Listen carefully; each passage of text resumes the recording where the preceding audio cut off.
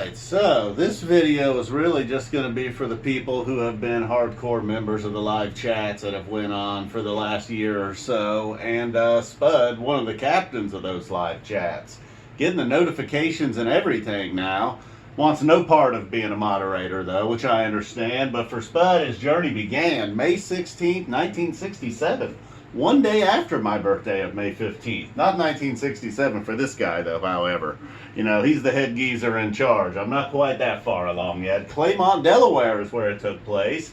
His dad raced motorbikes, dragging him around everywhere from the woods of New Jersey to Watkins Glen, place that is now infamous to fish fans. And then, you know, at a certain point, after years and years of that as a young child, they move on to Wilmington, Delaware, around 10 to 12 years old. You know, a young Spud at this point. He's riding dirt bikes himself, which is pretty cool.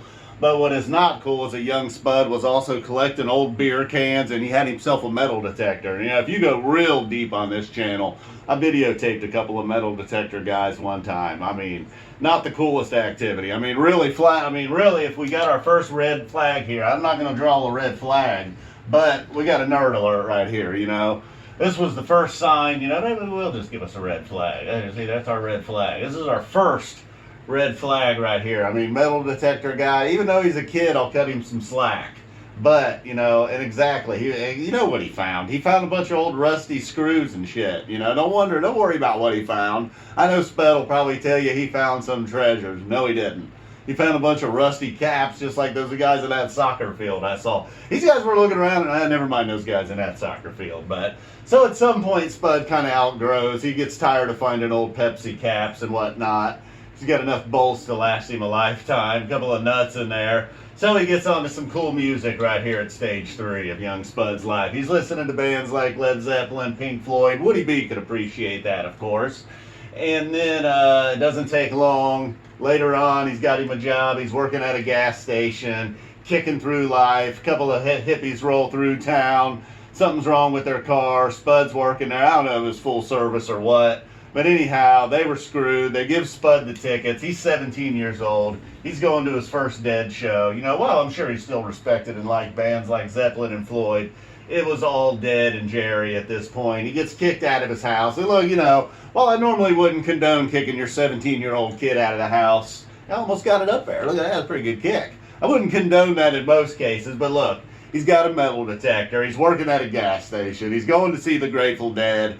I'd cut my ties too right there probably. Dad probably made a good decision giving Spud the boot right there. You know, the Dead was the final line. You know, I know the reputation the Dead had back in those days. And then it was Hershey, Pennsylvania, that first show for Spud was. And then he finds Fish, discovers Fish in 1992. And there's that brief period there where Jerry's still getting it done. 93 to 95 where he sees both bands. Unfortunately, Jerry leaves us in 1995.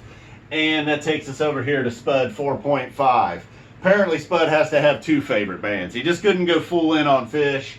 He had to add Widespread Panic to the mix. Somebody introduces him to Panic. Panic leads to his first marriage. That marriage, obviously being a panic-stricken marriage, ends in divorce, ends in drug abuse. Spud mangles his hand on a running motor in a fan belt. The good news is he come out of it with a kind of like a Jerry Garcia mangled hand, you know. So catastrophic hand injury leads to some painkillers.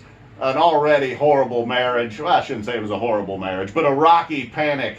You know, a panic love affair ending in disaster. Spud decides to sever his ties, cut loose, moves down to Wallace, North Carolina, getting it done right here, leaving everybody behind except for a few friends. Bonnie, one of them friends, she comes to visit from 09 to 14. Not sure if they were seeing Fish here, going to see Panic, doing things together. Finally, after 5 years, Spud finally asks her out on a date or something. Things are going well. She decides to move down to North Carolina. So now he's finally got his partner in crime. And then tragically, she has a surgery accident. She's having a back surgery. Something goes horribly wrong, leaves her paralyzed from the waist down. And then on top of that, so they're trying to figure out life through that. Spud's probably wondering, am I still going to go be able to see Widespread Panic? You know, evening, folks. Don't worry, Spud. They figure it out, but then as they're figuring it out, they're down there in North Carolina just getting ravaged. They lose one house to a hurricane. They lose another house to a flood. This is not a good time. But right now, stage 6, the final stage, hopefully, 3rd place is the charm. No hurricanes in sight, although I did some research. They might be sitting right on an active fault line. Could be a super volcano predicted to explode in the next 10 years. But they're still seeing panic. Spud and Bonnie getting it done. Saw recent evidence, a picture evidence. Spud appeared to be the hottest guy in North Carolina. And when I say hottest, I don't mean good looking. I mean the sweatiest. He broke a perspiration record. When I was in Tuscaloosa a few years ago, things were pretty bad. I was the sweatiest guy in Tuscaloosa, hands down. He passed that record. I don't know how many gallons. He looked like a Mon Green down there, just red in the face. I mean, I don't know how he didn't have a heart attack or a heat stroke at the very least. So good news is he's down there. He saw panic. He got through without having a heat stroke. And he did get in the Guinness Book of North Carolina records for most perspiration dripped out of one's body in one evening. And now we are on right here to this video. This is not the end for Spud, but it is kind of the end of this video. And boom. I was hoping to go 10 minutes. You never go as long as you hope. Story of every guy's life, right? So we could do a little vamp at the end. We could recap the recap, I suppose. I mean, you got it, right? Big point here, moving to Wilmington, nerd alert. Luckily he survived the nerd alert, got into some cool music. Those losers, some call them hippies, I'm calling them losers. They give him some dead tickets. He gets kicked out of his house, probably a good decision by the old man. Things don't get better though, because he only discovers fish, and then he's seeing fish and the dead. Every parent's nightmare. Then Jerry dies. That doesn't make things any better. You figure like things would get at least half better. Now the dead are gone. No, he picks up panic. That was real. That could have been the beginning of the end. It got dicey. You know, the hand injury, the divorce, the pills.